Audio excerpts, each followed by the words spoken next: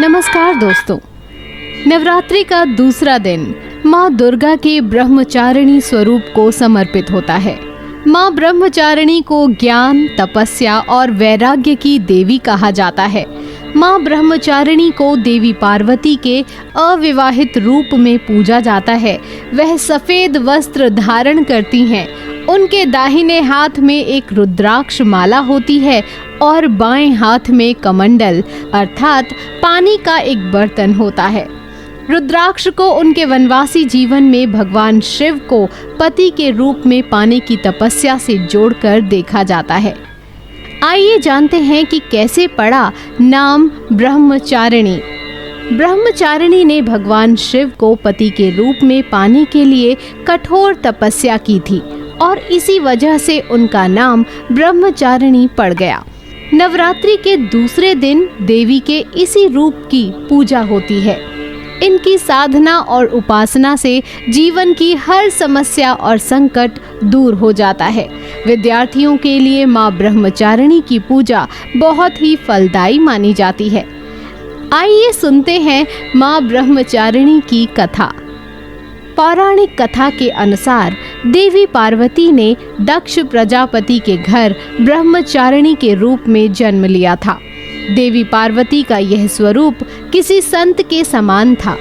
एक बार उन्होंने भगवान शिव को प्रसन्न करने के लिए घोर तपस्या करने का प्रण लिया।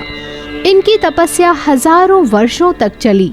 भीषण गर्मी, कड़कड़ाती ठंड और तूफानी बारिश भी इनकी तपस्या का संकल्प नहीं तोड़ पाई। कहते हैं कि देवी ब्रह्मचारिणी केवल फल, फूल और बिल्व पत्र की पत्तियां खाकर ही हजारों सालों तक जीवित रही थीं। जब भगवान शिव नहीं माने तो उन्होंने इन चीजों का भी त्याग कर दिया और बिना भोजन व पानी के अपनी तपस्या को जारी रखा। पत्तों को भी खाना छोड़ देने के कारण उनका एक नाम अर्पणा भी पड़ गया। एक बार देवी ब्रह्मचारिणी की इसी तपस्या से प्रसन्न होकर ब्रह्मा जी ने वरदान देते हुए कहा कि उनके जैसा कठोर तप आज तक किसी ने नहीं किया है। तुम्हारे इस अलौकिक कृत्य की चारों ओर सराहना हो रही है। तुम्हारी मनोकामना निश्चित ही पूरी होगी। भगवान शिव तुम्हें पति के रूप में अवश्य मिलेंगे। दोस्तों, माँ ब्रह्मचारिणी की पूजा विधि कुछ इस प्रकार है। नवरात्रि के दूसरे दिन माँ ब्रह्मचारिणी की पूजा पीले या सफेद वस्त्र धारण करके करनी चाहिए। इस दिन देवी को सफेद वस्तुएं अर्पित करने से भाग्य चमक सकता है। ब्रह्मचारिणी को आप मिश्री, शक्कर या पंचामृत का भोग लगा सकते हैं। पूजा के समय ज्ञान और वैराग्य का कोई भी मंत्र जपा जा सकता है। माँ ब्रह्मचारिणी के लिए ओम ऐं नमः का जाप करें। जलीय आहार और फलाहार पर विशेष ध्यान देना चाहिए। दोस्तों, ब्रह्म का अर्थ होता है तपस्या और चारिणी का अर्थ होता है आचरण करने वाली, अर्थात कठोर तप और ब्रह्म में लीन रहने की वजह से इन्हें ब्रह्मचारिणी कहा गया है। मान्यता है कि माँ दुर्गा के इस स्वरूप की पूजा करने से तप, त्याग, संयम, सदाचार आदि की वृद्धि होती है।